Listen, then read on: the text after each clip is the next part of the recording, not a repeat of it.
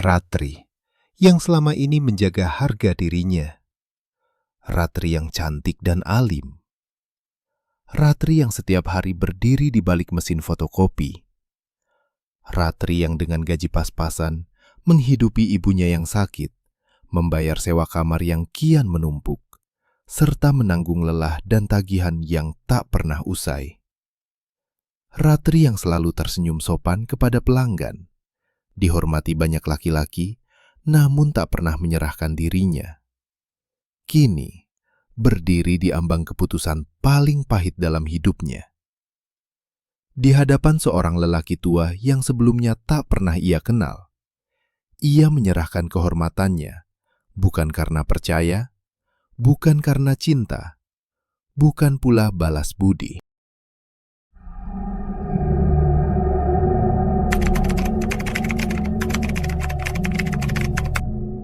Namanya Ratri. Usianya 22 tahun, dan hampir seluruh hidup dewasanya dihabiskan di balik mesin fotokopi yang berdengung tanpa henti.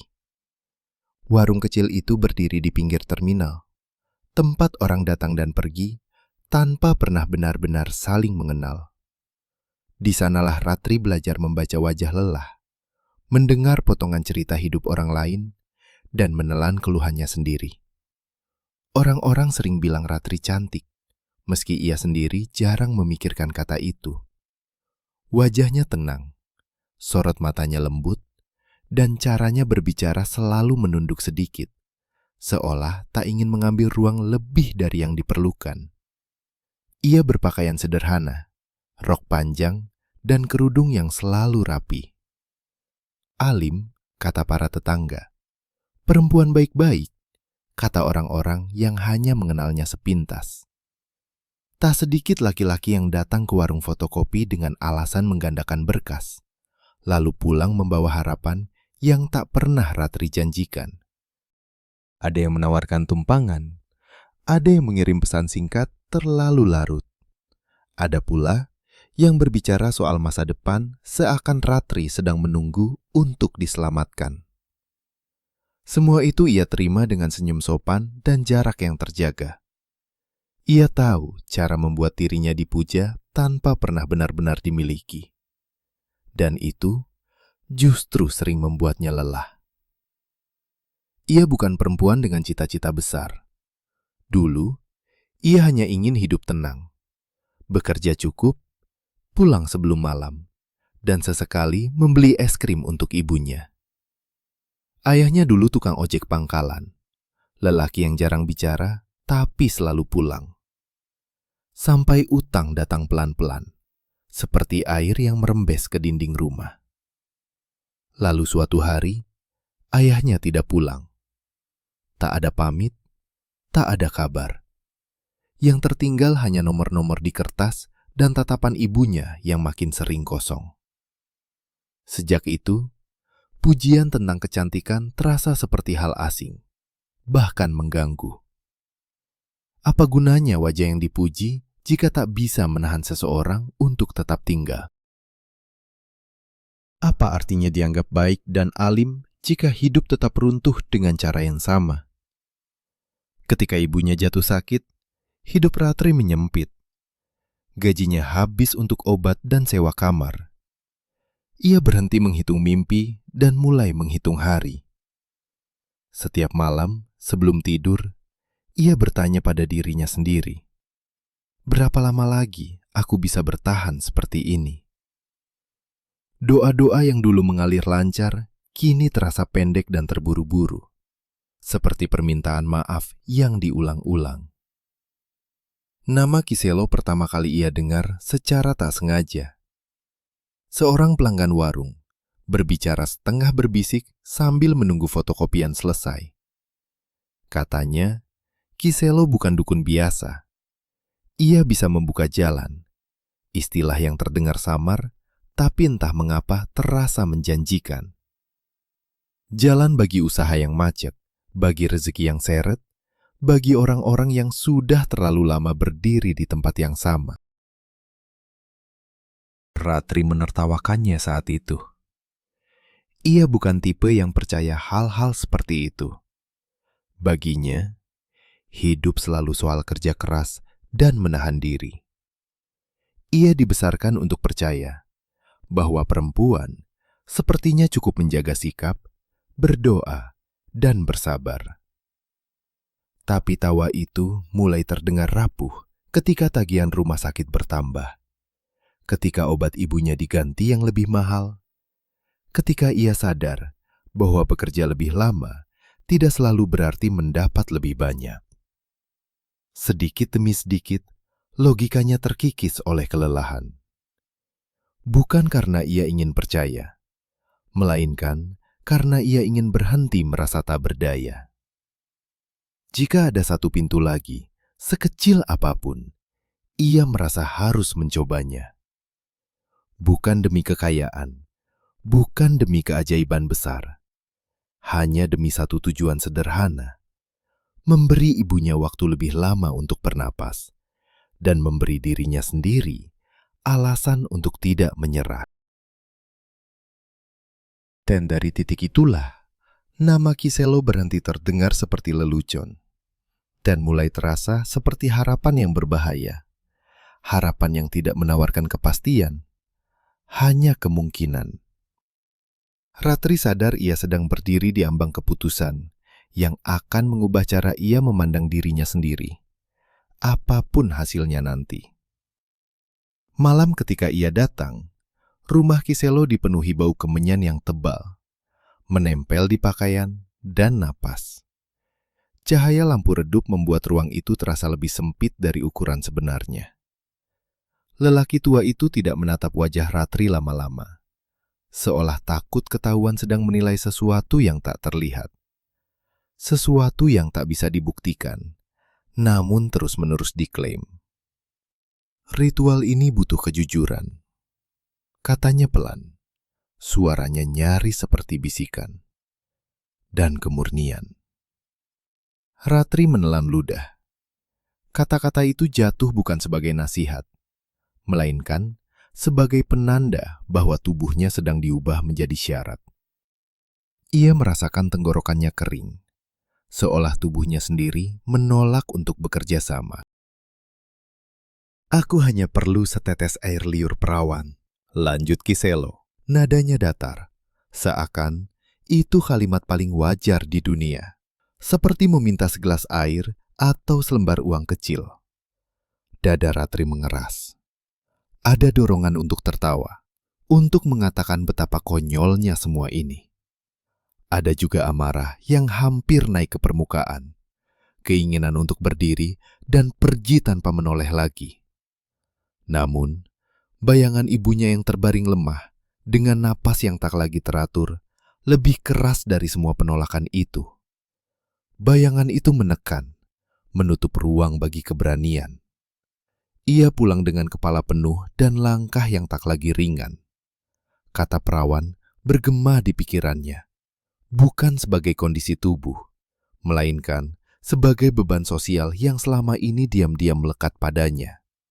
Beban yang kini ditarik keluar, diberi harga, dan dijadikan janji.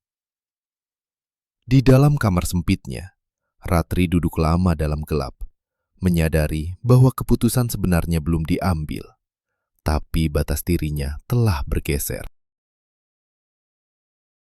Sejak nama Kiselo menancap di kepalanya, Ratri mulai mendengar kata-kata yang dulu tak pernah ia perhatikan. Perempuan baik-baik, jaga diri, modal cuma itu. Kalimat-kalimat itu seperti gema lama yang bangkit kembali, mengingatkannya bahwa tubuhnya selama ini bukan sepenuhnya miliknya, melainkan sesuatu yang terus dinilai, ditakar, dan diberi makna oleh orang lain. Ia tumbuh dengan pemahaman sederhana. Menjaga diri adalah bentuk kehormatan. Bukan karena takut dosa, tapi karena itulah satu-satunya hal yang bisa ia kendalikan di dunia yang sering merampas pilihan. Tubuhnya adalah batas terakhir, tempat ia merasa aman. Namun sakit ibunya menggerogoti batas itu pelan-pelan. Setiap kali mengganti kain kompres, setiap kali mendengar napas ibunya yang berat, Ratri merasa tubuhnya sendiri menjadi ringan, seolah nilainya berkurang dibanding kebutuhan yang harus dipenuhi. Ia mulai bertanya hal yang dulu tak pernah berani ia ucapkan. Jika tubuh ini bisa ditukar dengan sedikit kelonggaran hidup, apakah aku egois jika menolaknya? Ia membenci pikiran itu, membenci dirinya sendiri karena membiarkannya muncul. Malam-malamnya menjadi gelisah. Ia berdiri lama di depan cermin, bukan untuk mengagumi atau membenci, melainkan mencoba melihat tubuhnya seperti orang lain melihatnya. Sebagai syarat, sebagai alat, sebagai sesuatu yang bisa diminta. Ada rasa asing yang membuat dadanya sesak, seolah ia sedang bersiap menyerahkan sesuatu yang bahkan belum sepenuhnya ia pahami. Yang paling menyakitkan bukanlah permintaan itu sendiri, melainkan betapa cepatnya ia mulai mencari alasan untuk membenarkannya. Ini hanya setetes, katanya pada diri sendiri. Ini bukan apa-apa, ini demi ibu. Harga diri yang dulu ia anggap kokoh, ternyata bisa dinegosiasikan ketika hidup menekan dari segala arah.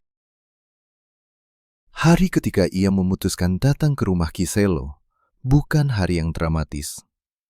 Tidak hujan, tidak ada firasat.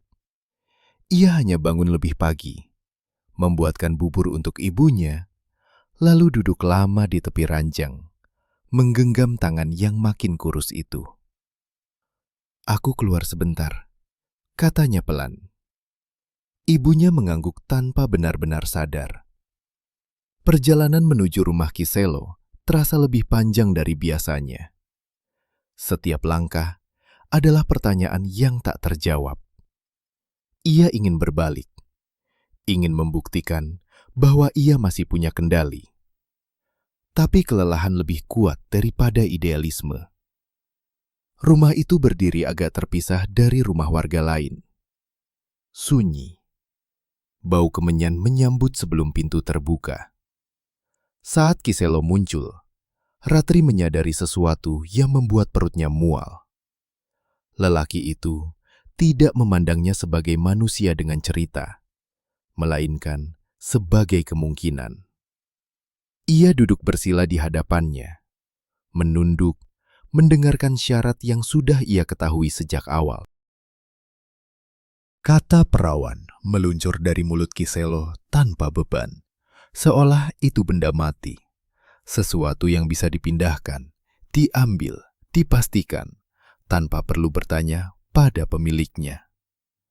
Kiselo bangkit perlahan, mengambil mangkuk kecil dari rak kayu. Di dalamnya ada air bening, sehelai daun, dan abu tipis yang belum sepenuhnya padam. Ia menjelaskan ritual itu dengan bahasa yang kabur, penuh istilah kuno dan jeda-jeda yang disengaja. Tentang pemindahan niat, tentang penyatuan unsur, tentang tubuh sebagai perantara. Ratri mendengarkan tanpa benar-benar memahami. Ia hanya menangkap satu hal dengan jelas, bahwa ritual ini menuntut kehadiran tubuhnya secara utuh, bukan sekadar setetes cairan. Cara Kiselo mendekat membuat udara di sekelilingnya berubah. Jarak yang terlalu dekat, instruksi yang terlalu personal, semua dibungkus atas nama keharusan spiritual. Tidak ada sentuhan yang bisa ia tunjuk dan sebut sebagai kekerasan. Justru itulah yang membuatnya semakin sulit dilawan. Di saat itulah, Ratri pasrah sepenuhnya. Bukan karena ia percaya, melainkan karena ia terlalu lelah untuk melawan. Kepasrahan yang bukan tunduk, tapi menyerah pada keadaan yang memojokkannya. Ketika Kiselo berkata, ritual itu bisa membuka jalan hidupnya, Ratri tahu, jalan yang dimaksud bukan jalan rezeki semata, melainkan jalan keluar dari rasa tak berdaya yang selama ini menjeratnya. Meski harus dibayar dengan bagian dirinya yang tak pernah ia niatkan untuk diserahkan. Ia pulang membawa keputusan yang berat. Tubuhnya masih utuh, tapi perasaannya tidak. Ada sesuatu yang tertinggal di rumah itu. Bukan kehormatan dalam pengertian lama, melainkan kepercayaan bahwa tubuhnya adalah miliknya sendiri. Dan kehilangan itu, ia tahu, tidak akan bisa ditebus dengan uang berapapun. Kesadaran itu tidak datang sekaligus. Ia muncul seperti retakan halus di kaca. Nyaris tak terlihat, tapi terus melebar. Beberapa hari setelah pertemuan itu, hidup Ratri tidak berubah seperti yang dijanjikan. Ibunya masih terbaring lemah. Tagihan tetap datang. Tidak ada jalan yang terbuka. Tidak ada tanda-tanda keajaiban. Yang berubah justru cara Ratri memandang sekelilingnya. Ia menjadi lebih peka terhadap nada suara, terhadap kalimat yang tampak netral tapi menyimpan kuasa. Ia teringat kembali cara Kiselo berbicara. Bagaimana kata-kata besar dipakai untuk menutupi kekosongan makna. Bagaimana keraguan dibingkai sebagai kurang iman. Bagaimana batas tubuhnya diubah menjadi ujian keikhlasan. Saat itu, semua terasa seperti kewajaran yang harus diterima. Sekarang, satu persatu, potongan itu menyusun pola yang tak bisa lagi ia abaikan. Ia tidak bodoh, pikirnya. Ia diposisikan untuk merasa bodoh. Kemarahan mulai muncul, tapi tidak meledak. Ia datang sebagai rasa panas yang menetap di dada, sebagai keinginan untuk menolak semua ingatan tentang malam itu. Dan justru karena itulah, ia tahu kemarahan itu nyata. Ia marah bukan hanya pada Kiselo, melainkan pada sistem kepercayaan yang memberinya panggung, pada keadaan yang memojokkannya, dan pada dirinya sendiri yang dipaksa memilih antara martabat dan bertahan hidup.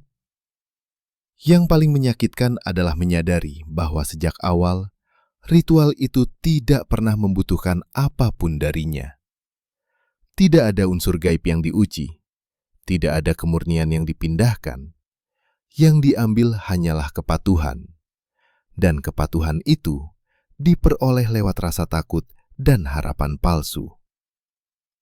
Suatu sore saat duduk di warung fotokopi, Ratri mendengar dua pelanggan membicarakan Kiselo.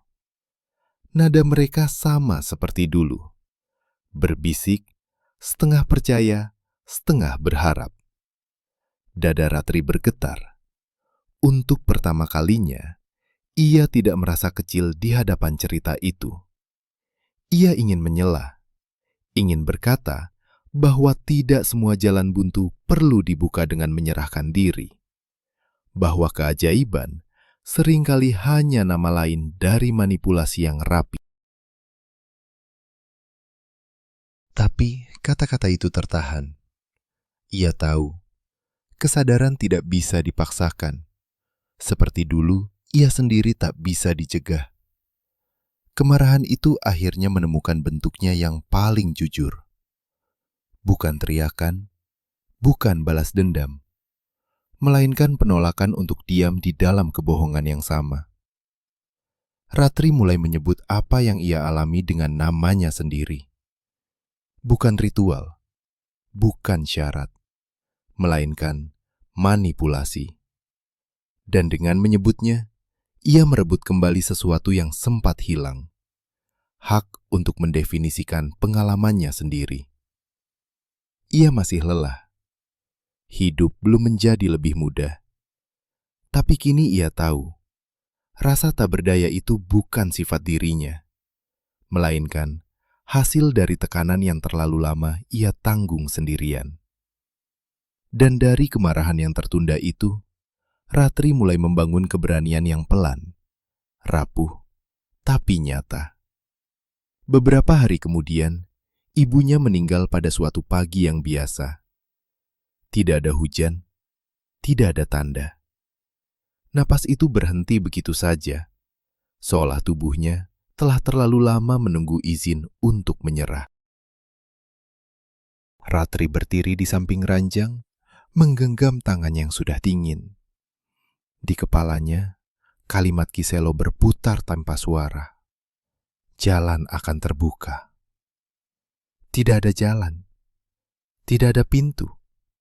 Yang tersisa hanya ruang kosong yang tiba-tiba terlalu luas untuk ia isi sendirian. Pemakaman berlangsung cepat. Tetangga datang, membaca doa, lalu pulang. Setelah semua orang pergi, Ratri duduk lama di samping gundukan tanah merah itu.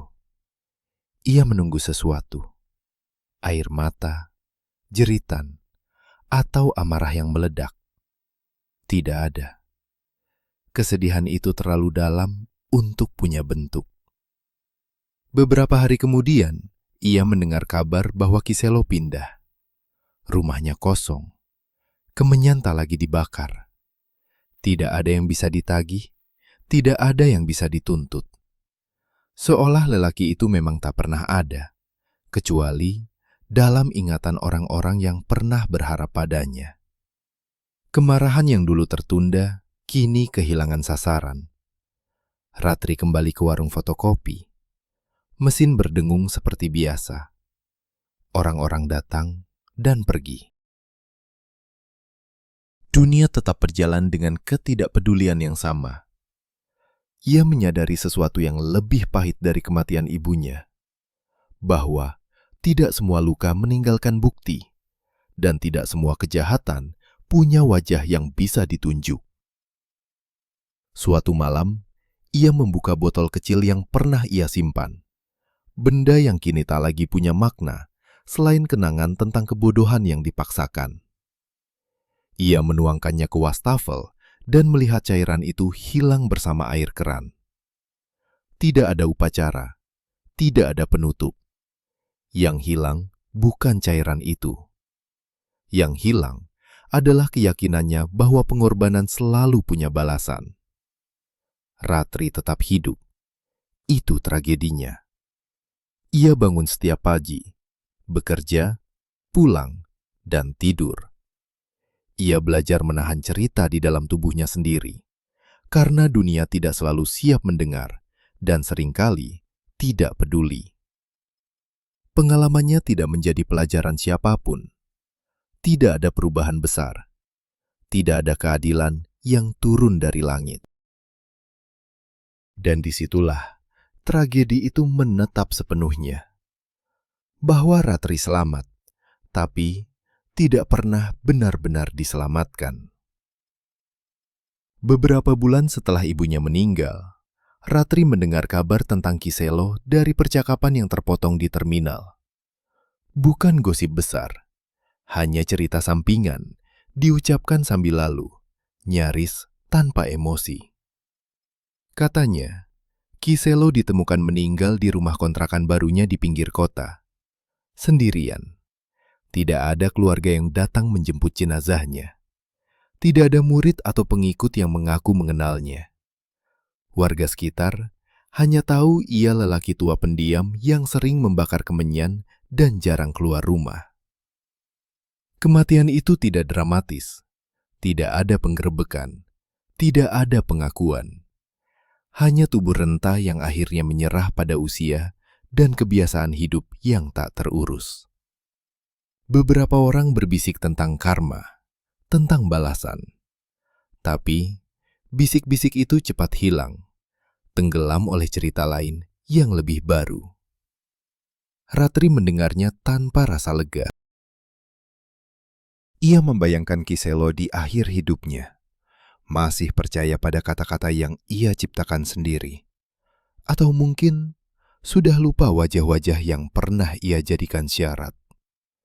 Ia tidak tahu, dan kesadaran itu justru menyakitkan. Kematian Kiselo tidak mengembalikan apapun. Tidak ibunya, tidak tubuh yang pernah dipermainkan maknanya, tidak kepercayaan yang runtuh. Kiselo pergi tanpa pernah benar-benar dimintai pertanggungjawaban. Namanya perlahan menghilang, seperti nama-nama lain sebelum dan sesudahnya. Dunia tidak mencatatnya sebagai pelaku, hanya sebagai orang tua yang mati sendirian. Dan Ratri menyadari sesuatu yang lebih kejam dari keadilan yang gagal datang, bahwa banyak kejahatan tidak dihukum, melainkan dilupakan.